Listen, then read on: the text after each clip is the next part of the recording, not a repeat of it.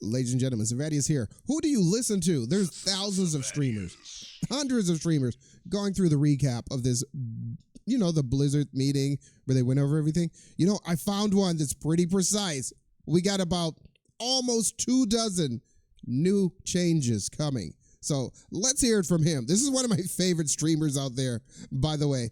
We're going to be hearing it from Macro Bio Boy. So if you missed the developer stream from today, yeah, I missed it, bro. Basically have missed out on all of the information that's going to be walking into season 2 as far as it refers to like foundational and infrastructure based systems in the game. We're talking about content that exists in the game, how players interact with that content, how the game is shaped and literally formed so that the player's game experience is good.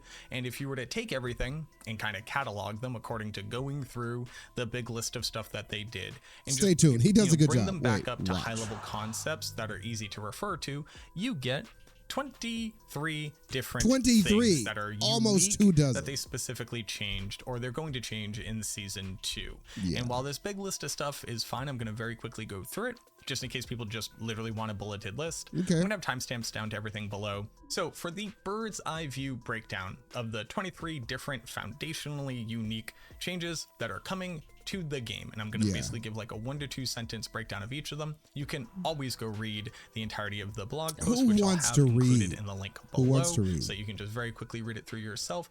I basically went through this and looked at every single bullet point and went, okay, is this a unique thing? Yep. Okay, let's go ahead and toss it into the list. The first big thing is that they've added 5 new endgame bosses. You're going to need to farm all of the different systems in the game to get materials to eventually summon them. The reason why the bosses exist is that they have individual loot tables for unique items and uber unique items when it comes to Duriel, the final unique boss here. And the concept is that these give you milestone approaches for character progression, allow you to get unique items that typically gated certain builds behind actually needing them to function, thinking Tempest Roar on the Druid and Ring of Mendeln on the Necromancer here, as well as being able to farm for specific cosmetic skins that will be available. They're in the Eternal Realm and in the Seasonal Realm.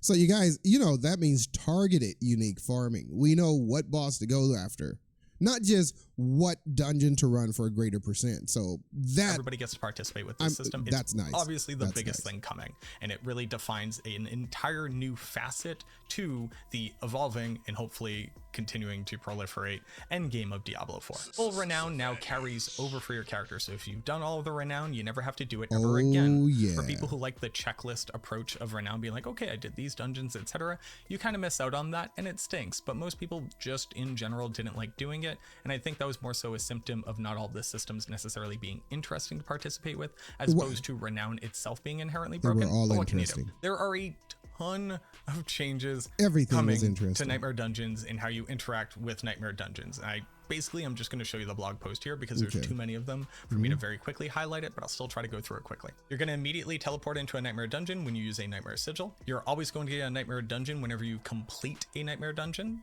Otherwise, you wouldn't always get it if it didn't have a boss at the end. Some Nightmare Dungeons that have bosses in them have all of their other objectives completely removed. You walk in, you kill monsters, then you go kill a boss. That's all you need to do. For other ones that still have objectives in it, all of them have been put along the primary path that takes you through the dungeon. And oh yeah, how many of us have done that? You like clear a dungeon and you don't see the objective, and it's in that like little tiny corner of space you didn't explore.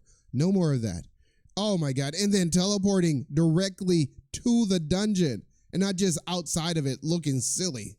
These are good changes, people. While other paths of the dungeon may continue to exist, those are purely for people who want to go farm them and are never going to need to get backtracked through, hopefully, to be able to progress to the end of the dungeon. If you just want to do the objectives and get to the dungeon, you should be able to do that without having to run through a bunch of hallways that lead to dead ends. They've changed a ton of the really high visibility and issue-causing Nightmare Dungeon affixes. Like Backstabber and most notably Monster Critical Resist are actually going to be player skill-based affixes that you interact with. When, if you mess up, you're not just getting one shot or having all of your damage completely handicapped, you're going to have mounting negative impact from continuously failing to interact with these affixes as well, with Backstab just applying vulnerable status and then increasing how much vulnerable damage you take. And Monster Critical Resist, reducing how much critical damage you do when you are successfully hit by a monster. So if you literally just play better, these affixes effectively become free and are no longer just like complete no runs for most builds. Nice. Death Pulse will never overlap with another monster that has an on death effect, and on top of that, Death Pulses won't all overlap with each other. So Nice. you'll only spawn a Death Pulse if a Death Pulse isn't already there, most notably in like spider dungeons. While the little spiders all die, you're not just gonna get hit by 50 Death Pulses all at once. The Lightning Storm is actually kind of cool now, where if you jump into the bubble for the Lightning Storm, you're actually going to gain a large percentage of movement speed after it strikes. So it's not just strictly slowing you down. And then on top of that, it'll only ever proc if you're actively in combat, so not just while you're running through the dungeon trying to get to the next part. And then also it should only function if you have a direct line to it and never be like back around a door or corridor, or if you're climbing down like one of the ladders in the game and it goes off and it kills you when you get to the end of the ladder, which happened to me all of the time. So that's a pretty awesome change there. And then Drifting Shade isn't as punishing. One, it doesn't last on the ground as long, and two, it doesn't spawn as often. Nice. A ton of the dungeons supposedly have had their layouts redesigned, but we haven't really seen what that means. We only got one example where again it just took the entrance to the primary objectives and then immediately led to the boss room, and also blocked you off from running into the next part of the dungeon before completing the objectives. So you never like accidentally trailed off on that map and then ran around and be like, oh no, I needed to go all the way back, something like that. Always and then most notably for a lot of people is that Paragon Glyph XP has been increased in Nightmare Dungeons. So you're not going to have to always be running them all the time to farm them perpetually just be to leveling level up all your up. glyphs. You'll be able to do that much more quickly. Nice. Okay, I'm not going to go that in depth with the majority of other things because it's just too much stuff. Mounts. How about you take a bio, boy? Stuck as much. You're going to be able to increase their run speed more often. Their minimum run speed take is a increased, so they're macro actually bio. faster It's to walk macro. around in town than like walking around innovating on a character. You're going to be able to jump over gaps a lot more easily. You're going to be able to burst through stockades as opposed to getting stopped by them. So gaps on our mounts, general, more of across those. the entirety of the game are going to feel a lot better, meaning that you're not going to be as penalized walking through the open world. So you're probably going to enjoy doing all the open world stuff that much more. Low item quality items are just going to drop as materials as opposed to dropping as themselves. No need to keep up. salvaging. I'm going to have an entire video that covers on this. So how do we farm gold now? Reduce the total amount of items I need to pick up and interact with by something like 33%, where I wouldn't have gained any value. I would have just manually dropped them on the floor, which playing on a controller absolutely sucked. So that's a pretty phenomenal change. You're going to see it high up in a lot of different lists. They're making XP just generally better across the board, with the things being multiplicative, increasing how much. So we're back to where we were before we got nerfed. Increasing the fact that incense now gives you a bonus to XP, and that those will actually stay on you through deaths. Now you just have more multipliers going the entire time. Just pound for pound, they said that on average it's going to be 40% faster to reach level 100. So we got a 40% buff. XP bonuses. That has nothing to do with how much faster the 40% buff. Better mounts and better systems and more power on the character, etc. The Tree of Whispers has been dramatically overhauled to just be a much better experience for the character. You're going to get better gear from it. You're going to get stronger gear from it. You're going to get more of the gear that you want to get from it. It's going to drastically increase how much gold you get whenever you turn one in. So supposedly the Tree of Whispers is going to be one of the meta farming spots for gold based on our build, which is something that the developers. Or do we get a wish we'll list? See that later. Like but Santa's general, wish Tree of list. Whispers is just significantly better as an overall system. They've increased item power to 920. It has a huge amount of implications. I have an entire other video talking about what this means, but in general, players are just a lot stronger and can tank much. So everything we have now is garbage. Unless they rebalance the other systems with this in mind. Cities have been overhauled. Stashes are going to be available next to like really important merchants. So like the blacksmith will have a stash and the occultist will have a stash. On top of that, the purveyor of curiosity is going to move over to waypoints, so you don't have to run as far to go get to them.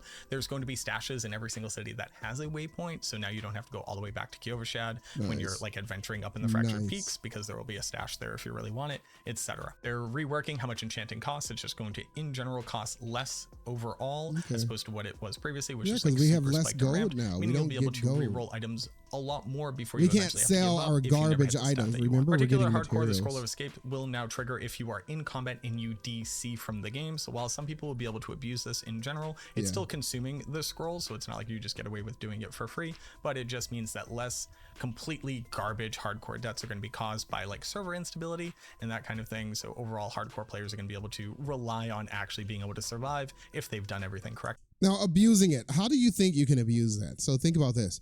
You're in a hardcore fight. You know you're going to die. You got a sliver of health. Pull the cord. You've DC'd, and it uses that scroll. That's what he's talking about with exploiting it. They said in general they're reducing crowd control for monsters, which has been a big point of feedback. It's hard to say exactly what that means without less seeing CC. what the numbers look like. Less CC. But if I'm just CC'd for less often, that's obviously going to impact how much fun I have Good. and how the gameplay feels in general. World bosses and Legion events are going to happen Some people significantly like being more often, CC'd, buddy. where previously a world boss would take 6 hours to spawn. Now it's only going to take 3.5 hours to spawn.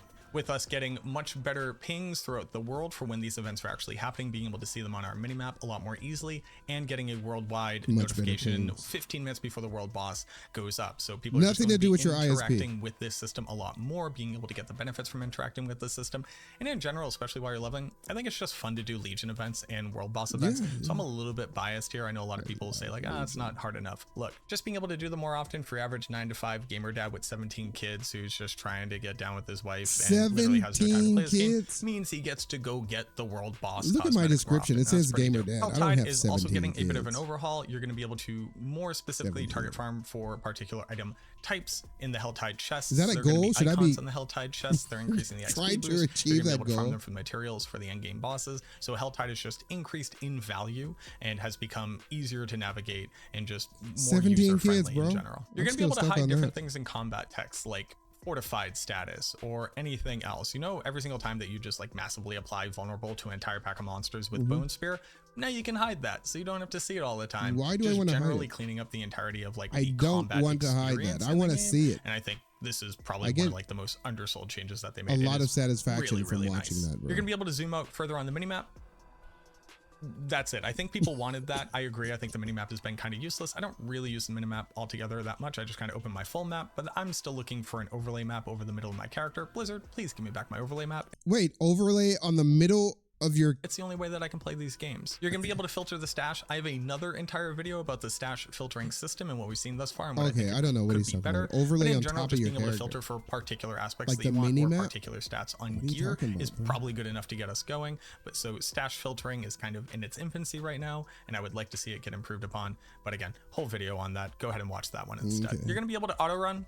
It's hard to say how much of an impact this will have, but like just in general, going through the open world or running to the next event in Helltide, or even just running down a long hallway in a dungeon, or if you're like a super giga chad, just running all the way through the Nightmare Dungeon on auto run seems generally cool. They're going to make it so that item affixes on pieces of gear when you're comparing them are just more consistent, like the stats on the gear will be in the same places or easier to read. Hard to see because they didn't show us an example, but I'm imagining that like if two pieces of gear both add to strength, it will always be at the top, etc., regardless of the other stats that are there. This was kind of just like tucked into the notes, but apparently minions and companions will no longer attack invulnerable targets. I'll be honest with you, I didn't even know that they attacked invulnerable targets. I never noticed. But hey, minion builds are slightly better. No, I've seen invulnerable pop up a few times. I thought it was the buff. I guess it would have lists that I have here. Gems are now going to be a crafting material. They're no longer going to take up space in your inventory unless you craft one, in which case you'll have it in your inventory like you normally would. You'll be able to put it into a piece of gear, but they will drop as materials. Meaning you don't have to pick them up. You don't have to try to avoid picking them up, especially on a controller, which is just impossible. This will free up space in your stash. I've been waiting so for that that your inventory isn't super full. How many gems have you guys thrown away? A single dungeon away? Run picking up every single item. I picked up 8 gems, which I would need to have picked up to then pick up the more useful items underneath them. So bare minimum, like 8 less button clicks, or even more than that per dungeon run. Seems like a pretty influential change, so that's why it's going to be a bit higher rated than you would typically expect it, but it really touches on so many different game systems to not have to touch these things anymore. Items can now be favorited, just like they can be junked in a favorited item won't be sold or salvaged when you use one of those auto functions. I personally don't use the junk system, but I know that a lot. Okay, think about this. Sometimes we have 2 weapons out there. You got one weapon for your PvP. You got a separate weapon, separate set of gear for PvP than you have from PvE. Now you don't have to accidentally salvage those or whatever. Salvaging is going to happen automatically now to the lower level gear. But why would you be wearing the low level gear? But yeah, don't have to worry about destroying your second set of gear. You got a minion build, you got a bone spear build. You need both sets of gear. You don't want to destroy them. People do like using a junk system, and being able to do this instead will probably save some headache. So that's why it's going to actually make its appearance in some of these lists. Thank you, Blizzard. And then we're just going to have 2 more character slots. That's it. Just 2 more character slots. Now you can have 2 more mules. You know, 2 more mules. Why do we need mules, buddy? So thanks once again. Everybody, go ahead and give a subscribe. Macro Bio Boy. I like that guy's channel. I've been watching him for quite some time now. There you have it. The concise, clear breakdown. Almost 24 things to look forward to. Be sure to go ahead and hit subscribe, not only on Macro Bio Boy, Make sure you also give Savadious a subscribe. Get back down there. Hit subscribe. Savadious signing out.